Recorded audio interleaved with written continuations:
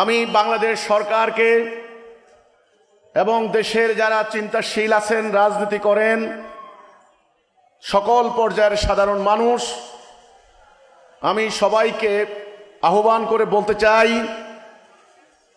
Hizb ut তাওহীদ আন্দোলন পরিষ্কারভাবে যে বক্তব্য তুলে ধরতে চায় তা হচ্ছে এই: এতদিন থেকে আপনারা মানুষের তৈরি বিধান দিয়ে অর্থনীতি, রাজনীতি তথা রাষ্ট্র পরিচালনা করেছেন, কিন্তু পরীক্ষা নিরীক্ষা হয়েছে, এক্সপেরিমেন্ট হয়েছে, আমাদের অভিজ্ঞতা হয়েছে।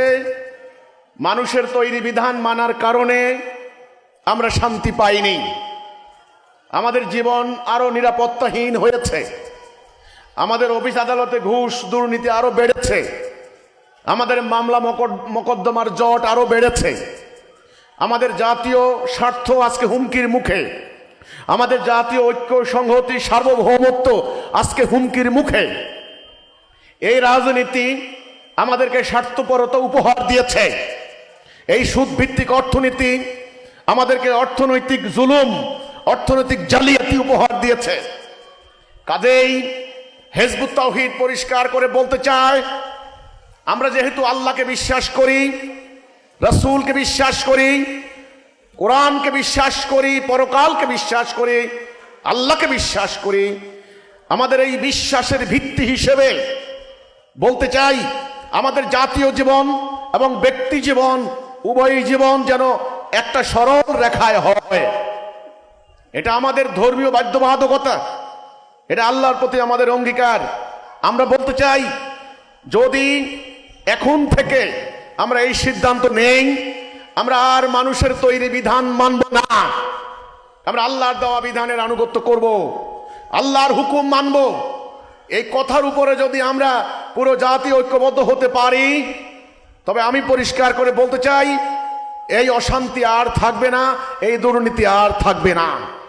আমাদের পরিষ্কার প্রস্তাবনা, বর্তমান চলমান সুদভিত্তিক পুঁজিবাদী এই অর্থনীতি পরিবর্তন করে আল্লাহর দেওয়া অর্থনৈতিক ব্যবস্থা প্রবর্তন করুন। কোর্ট কাছারিতে মানুষের তৈরি আইন বিধি ব্যবস্থা বাদ দিয়ে আল্লাহর দেওয়া আইন দিয়ে বিচার ফয়সালা করুন। এটা আমাদের প্রস্তাব। নেবেন কি নেবেন না আপনাদের ব্যাপার। এবং পশ্চিমাদের অনুসরণে এই যে বিভিন্ন আদর্শের উপরে রাজনীতি, এ রাজনীতি স্বার্থের রাজনীতি, অসুস্থ ক্ষমতার যাওয়ার, অসুস্থ প্রতিযোগিতার রাজনীতি, এই রাজনীতি মানুষকে শান্তি দিতে পারবে না। এটা জাতির মধ্যে যতদিন চর্চা হবে ততদিন শত্রুতা বৃদ্ধি হবে, হানাহানি রেষারেষি বাড়বে। আগামী বছর যদি 10টা দল হয়, পরের বছর আরো 20টা দলের জন্ম হবে। কাজেই আমাদের প্রস্তাবনা হচ্ছে, এই হানাহানির রাজনীতি অবিলম্বে বন্ধ করুন, আল্লাহর তাওহীদের উপর ঐক্যবদ্ধ হন। এবং আমাদের আরেকটি প্রস্তাবনা, আল্লাহর ইসলাম, পবিত্র ধর্ম ইসলাম, ইসলাম নাজেল হয়েছে মানুষের মুক্তির জন্য। ইসলামকে ব্যবহার করে কেউ ব্যক্তি স্বার্থ উদ্ধার করতে পারে না, কেউ অপরাজনীতি করতে পারে না, কেউ উগ্রবাদী কর্মকাণ্ডে ধর্মকে ব্যবহার করতে পারে না।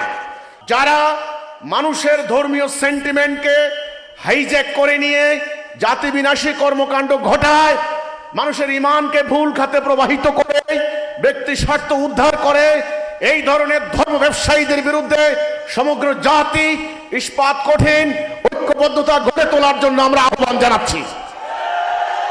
হিজবুত তাওহীদ আন্দোলন গত 30 বছর থেকে প্রমাণিত হয়েছে একটা সত্যনিষ্ঠ আন্দোলন, একটা দেশপ্রেমিক মুমিনদের আন্দোলন। হিজবুত তাওহীদ গত 30 বছরে কোনো অন্যায় করে নাই, কোনো আইন ভঙ্গ করে নাই। হিজবুত তাওহীদ এ পর্যন্ত 3 শতাধিক জায়গায় আক্রান্ত হয়েছে, আমাদের 5 জন ভাই বোন শহীদ হয়েছেন। সর্বশেষ রংপুরে আমাদের বাড়িতে হামলা চালিয়ে আগুন দেওয়া হয়েছে, লুটপাট করা হয়েছে, কিন্তু আমরা কোনো আইন ভঙ্গ করি নাই। কেউ বলতে পারবে না হিজবুত তাওহীদ একটা টাকা কোথাও পাচার করেছে, কেউ বলতে পারবে না বাংলাদেশের কোথাও হিজবুত তাওহীদ কোনো অন্যায় করেছে, কোনো আইন শৃঙ্খলা বাহিনীর সঙ্গে সংঘাতে জড়িয়ে পড়েছে। কাজেই আইন মান্যকারী এমন একটি পবিত্র আন্দোলন, এই আন্দোলনের হাজার হাজার কর্মী আজকে নিঃস্বার্থভাবে মানবতার কল্যাণে নিজেদের কষ্টার্জিত অর্থ ব্যয় করে তারা এই দেশের মানুষের জন্য সংগ্রাম করছেন। এটা আমাদের একদিকে ইমানি কর্তব্য মুমিন হিসেবে, আরেকদিকে দেশের মানুষ হিসেবে আমাদের নাগরিক কর্তব্য এবং অধিকার। এটা আমাদের মানবাধিকার। আমরা বলতে চাই হিজবুত তাওহীদ আন্দোলনের কর্মীদের সংগ্রাম, তাদের আত্মদান, তাদের আত্মত্যাগ, প্রচেষ্টা সম্পূর্ণ মানবতার কল্যাণে। আমাদের কর্মসূচি আল্লাহ দেওয়া কর্মসূচি, আমাদের কর্মসূচি নবী করিম সাল্লাল্লাহু আলাইহি সাল্লামের কর্মসূচি, আমাদের কর্মসূচি এই জাতিকে ঐক্যবদ্ধ করার কর্মসূচি। আমি আজকের এই কর্মী সম্মেলন থেকে আহ্বান করে বলতে চাই সমগ্র জাতিকে, আসুন হিজবুত তাওহীদের বক্তব্য জানুন, হিজবুত তাওহীদের বই পড়ুন। মানব জাতি আজকে মহা সংকটে পড়েছে। আমার জাতি প্রিয় বাংলাদেশ আজকে মহা সংকটে পড়েছে। এটা অনুধাবন করুন।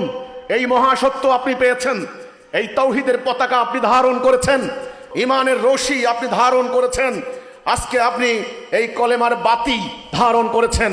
আপনি সর্বত্র পাড়ায় মহল্লায় গ্রামে গঞ্জে সর্বত্র ছড়িয়ে পড়ুন। যেখানে যেখানে তাওহীদের বাণী এখনো পৌঁছে নাই সেখানে তাওহীদের বাণী ছড়াইয়া দিন। আপনারা কাউকে ভয় করবেন না, কাউকে ভয় করবেন না। আমরা শহীদ হব তবু পলায়ন করব না। আমরা শহীদ হব তবু আমরা শয়তানের দাসত্ব করব না, আমরা ইবলিসের আনুগত্য করব না। আমি হিজবুত তাওহীদের ভাই বোনদেরকে বলতে চাই, আজকের এই সম্মেলন থেকে আমাদের এই শপথ হবে, অতি অল্প দিনের ভিতরে এই বাংলাদেশের 16 কোটি মানুষের কাছে আমরা আমাদের এই বার্তা পৌঁছে দেব ইনশাআল্লাহ।